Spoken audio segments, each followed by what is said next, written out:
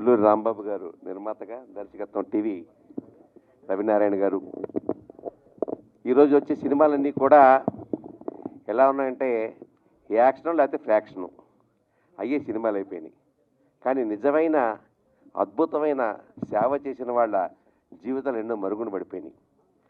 మనకు ఒక రకంగా చెప్పాలంటే ఫారెన్స్ నైటింగేల్ అంటాం మనం చిన్నప్పటి నుంచి. ఆవిడేదో లాంతర కూర్చుని ఎంతో సేవ చేసిందని చెప్పేసి. కానీ మన మధ్యలో మన ఈస్ట్ గోదావరిలో పుట్టి ఆంధ్రప్రదేశ్లో ఉన్నటువంటి ఆ కోనసీమలో పుట్టి వేలాది మందికి వెనకాల ఉందో లేదో కూడా తెలియదు, ఆస్తి డబ్బుందో లేదో కూడా తెలియదు. ఆ భార్య భర్తలు ఇద్దరు కూడా వచ్చిన వాళ్ళకందరికీ అన్నం పెడతమే ప్రధాన ధ్యేయంగా పెట్టుకుని వాళ్ళ కడుపు నింపిన అద్భుతమైనటువంటి కథ డొక్కా సీతమ్మ కథ. 1850 సంవత్సరంలో ఆవిడ ఉన్నారు. అప్పట్లో సర్ ఆర్థర్ కాటన్ గారు కూడా ఆవిడ యొక్క సేవలు మెచ్చుకుని, అమ్మ మీరు రెండమ్మా, మీకు బ్రిటిష్ గవర్నమెంట్లో మీకు అవార్డు ఇస్తామంటే, అమ్మ ఇక్కడ చాలామంది ఆకలిగా ఉన్నారు బాబు, నేను వాళ్ళకి అన్నం పెడితే చాలు, నాకు అదే తృప్తి అని చెప్పి ఆవిడ చెప్పిందట. అంత మంచి హృదయం, అంత మంచి మనస్సు ఉన్నటువంటి వాళ్ళు మన మధ్యలో ఉన్నారనేది గుర్తిరిగి అటువంటి వాళ్ళ కథని జనాలకు తెలిసేలా చెప్పాలని చెప్పేసి ఇవాళ ఎవరు ఎన్ని చెప్పినా వినరండి. మీడియా ద్వారానే వింటారు, సినిమా ద్వారానే వింటారు. కరెక్ట్గా సినిమా కనుక తీయగలిగితే ప్రజల హృదయాల్లో నాటుకుపోద్ది. జస్ట్ నిన్న కాక మొన్న చావా సినిమా వచ్చింది. అసలు శంభాజీ అంటే ఎవరు మనకు తెలియదు, శివాజీ కొడుకు పేరు శంభాజీ అని కూడా మనకు తెలియదు. కానీ ఇవాళ అది రాగానే అసలు శంభాజీ ఎవరని చెప్పి మన యూట్యూబ్లోకి వెళ్ళిపోయి అంతా ఎత్తుక్కోవాల్సిన పరిస్థితి వచ్చింది.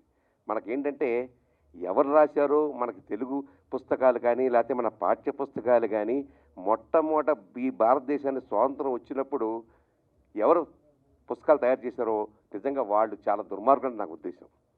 మనకున్న శివాజీ కథలు లేకుండా బాబర్ కథలు, అక్బర్ కథలు, అక్బర్ మంచివాడు, ఔరంగజేబు, షాజహాను, తాజ్మహల్ వీళ్ళ బొందా ఇది చూపించారు తప్ప మన కథలు ఎక్కడ చూపించారు? మన శివాజీ కానీ మరొకటి కానీ ఇలాంటి కథలు చూపించలేదు. ఇప్పుడు కూడా ఈ నిజంగా రాంబాబు గారు ధైర్యం చేసి సాహసం చేసి మన మధ్యలో ఉన్న అమ్మాయి కథ, మన మధ్యలో ఉన్న డొక్కా సీతమ్మ గారి కథ చూపించాలంటే ఇది నిజంగా జనాలకు తెలుస్తుంది. దాన్ని స్ఫూర్తిగా తీసుకుని ఎంతోమంది ముందుకు వస్తారు. 400 ఎకరాలు ఎంతో ఉండేదట భర్త గారికి. అంటే ఇప్పుడు మన సినిమాలో మోహన్ గారు చేస్తున్నారు ఆ పాత్ర. ఆ 400 ఎకరాలు అమ్మేసి కూడా అన్నం పెట్టారండి. నేను ఒక దగ్గర యూట్యూబ్లో ఎక్కడో చూశాను ఒకసారి. ఒకరోజు రాత్రిపూట బాగా వర్షం తుఫాను వస్తూ ఉంటుందంట. ఆవిడకి దగ్గరికి వచ్చి రాత్రిపూట అమ్మ నాకు ఆకలేస్తుందమ్మా అంటే అప్పటికప్పుడు ఆవిడ వండి అన్నం వేడి అన్నం వండి పెట్టిందంట. అంటే ఇంత మంచి హృదయం కలిగినటువంటి వాళ్ళు మన మధ్యలో ఉన్నారు. దానం పరబ్రహ్మ స్వరూపం పురాణాల్లో కూడా చెప్తున్నాయి. కాబట్టి అటువంటి దానాన్ని ఆవిడ ఆదర్శంగా తీసుకుని ఆవిడ భర్త కూడా దానికి సహకరిస్తూ అద్భుతమైనటువంటి పాత్ర చేసిన ఆమెని ఎన్ని సినిమాలు చేశారో లెక్కలేదు, ఎంత డబ్బు సంపాదించారో లెక్కలేదమ్మా. కానీ జీవితంలో ఇలాంటి పాత్రలు మీకు ఎప్పటికీ నిలిచిపోతాయి. ఇది రికార్డ్ అయిపోతుంది, మీ మీద రికార్డు పెరుగుతుంది జనాలకి. చాలామంది ఆర్టిస్టులు ఉంటారు, కానీ ఆర్టిస్టులు కొంతమంది ఉంటారు. నువ్వు ఆర్టిస్ట్ నిజంగా చెప్పాలంటే ఎప్పటి నుంచో చూస్తున్నాను నీ సినిమాలు చూస్తున్నాను, చక్కటి సినిమాలు. మరి ఇవాళ నిజంగా ఈ సినిమా తీస్తున్న రాంబాబు గారికి కానీ డైరెక్టర్ గారికి కానీ డైరెక్టర్ గారికి నేను మనస్ఫూర్తిగా అభినందిస్తూ, ఎందుకంటే నేను 2 పేర్లు చేసి, ఎందుకంటే డైరెక్టర్ మనసులో నిర్మాత ఉంటా, నిర్మాత మనసులో డైరెక్టర్, లేకపోతే సినిమా అయిపోతుంది బయటికి. కాబట్టి ఇద్దరు కూడా సంతోషంగా ఈ సినిమాను అద్భుతంగా తీయండి. మీకు ఖచ్చితంగా నేను చెప్తున్నాను, ఇది అద్భుతమైన విజయం సాధిస్తుంది. రాబోయే విశ్వాసనామ సంవత్సరంలో మీరు మొట్టమొదటి గొప్ప హిట్ కావాలని చెప్పి నేను మనస్ఫూర్తిగా కోరుకుంటూ I wish all the best. ఇందులో ఉన్నటువంటి సుచిత్ర గారు కానీ ఇంకోరు కానీ అందరికీ కూడా మా ఉత్తమల రామ సత్యనారాయణ గారు ఆయన నిర్మాత, నేనైతే యాక్ట్ చేయట్లేదు కానీ ఆయన యాక్టింగ్ కూడా మొదలుపెట్టేశాడు.